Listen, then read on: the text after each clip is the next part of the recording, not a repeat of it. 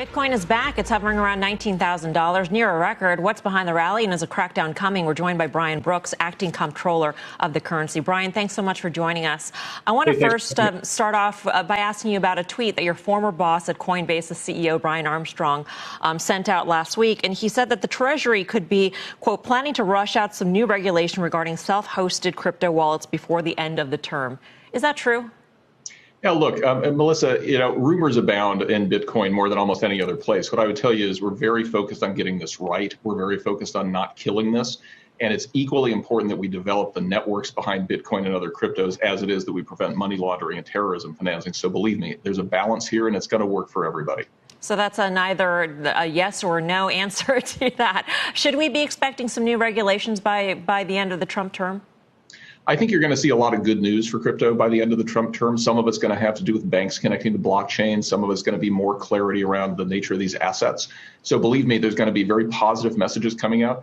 At the same time, it's a dangerous world out there. We have to be honest about that. But nobody's going to ban Bitcoin. Nobody's going to ban some of these transmission technologies. I think it's going to be a lot less bad than people were worried about. In terms of the impact of the Biden administration, Janet Yellen has said that in the past that she's no fan of cryptocurrency. How should investors, particularly crypto investors, piece together who Biden has appointed so far in his team and where crypto could be going during his term? Here's the funny thing about America is what matters more than what any given president or treasury secretary thinks about something is what people want. So remember, the taxi cab commissioners of America hated Uber and did everything they could to keep it out. But America's wanted it, and it's here to stay. It's the same thing with Bitcoin. We've gotten to a point where adoption's too widespread, the technology's too important, the need for the currency and store of value is too important for it to go away. So I'm not too worried about that.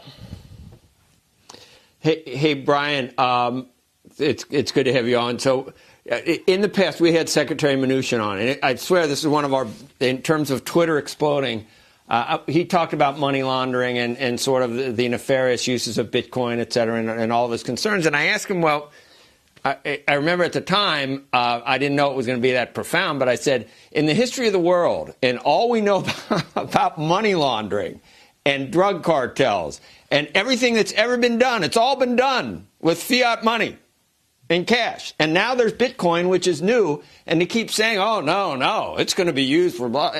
I mean, it's never been a problem to launder money and to do nefarious things using the existing system. So why is that an appropriate sort of a red herring that we always hear?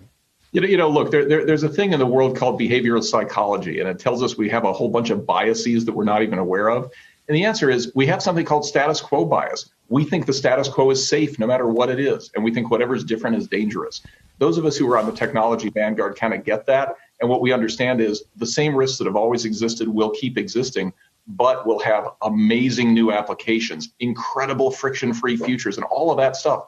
There will always be bad guys, and no matter what technology we have, they will be there. The question is, are we going to sacrifice all the benefits of the future because we're so wedded to the past? I don't think Americans are going to do that. And that's why Bitcoin is where it is and why market volumes are what they are. People have finally adopted at scale, and we have to adapt to that. Yeah, I think the money laundering argument and the nefarious use that's like one of the worst arguments against crypto and crypto adoption. But Brian, I wanted to follow up on the point you made in terms of you think good things are coming by the end of the Trump term for cryptocurrency.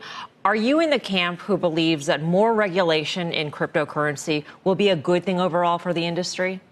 Yeah, look, I wouldn't say more regulation. This is not like your breakfast cereal box where it talks about weight, not volume. I don't think we need 50 regulations instead of 2. But what we do need is clarity about what's allowed. And so we need some guidance, for example, about whether banks can connect directly to blockchains as payment networks. The answer has to be yes, right? We needed answers about can banks custody cryptocurrency so that institutions felt comfortable adopting. And you saw what happened when we gave that clarity. So you have clarity across a variety of areas that I think you'll be seeing just in the next 6 to 8 weeks, which will make it easier for crypto investors to know how to invest, to know how institutions can be in this asset class. And those are the things that are driving prices at this point. It may have been a bubble 2 years ago, but with more clarity, institutions that see this as a real thing are going to adopt at scale, which they've already started to do. So stay tuned.